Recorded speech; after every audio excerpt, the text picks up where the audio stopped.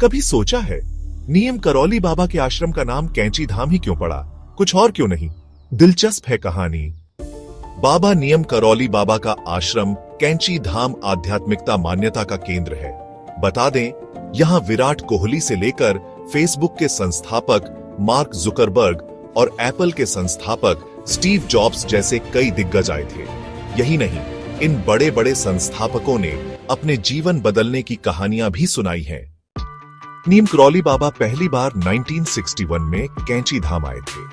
उन्होंने अपने मित्र पूर्णानंद के साथ मिलकर 15 जून 1964 को कैंची धाम की स्थापना की थी।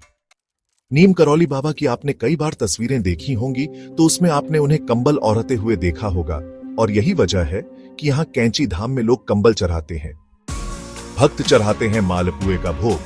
वहीं कैंची धाम के स्थापना दिवस पर नीम करौली बाबा को भक्त मालपुए का भोग लगाते हैं। भोग को तैयार करने के लिए हर साल मथुरा से कई संख्या में कारीगर कैंची धाम आते हैं। धाम का स्थापना दिवस हर साल 15 जून को मनाया जाता है।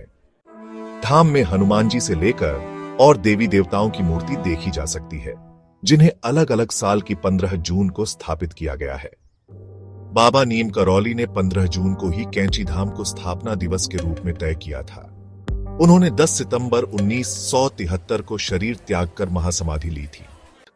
समाधि लेने के बाद उनके अस्थि कलश को धाम में ही स्थापित कर दिया गया। इसके बाद 1974 से बड़े स्तर पर मंदिर का निर्माण हुआ। कहते हैं महज 17 साल की उम्र में ही बाबा नीम करौली को ईश्वर को लेकर खास ज्ञान मिल गया था। कैंची धाम की ओर जा रही सड़क कैंची की तरह दो तीखे मोड़ जैसी दिखाई देती है।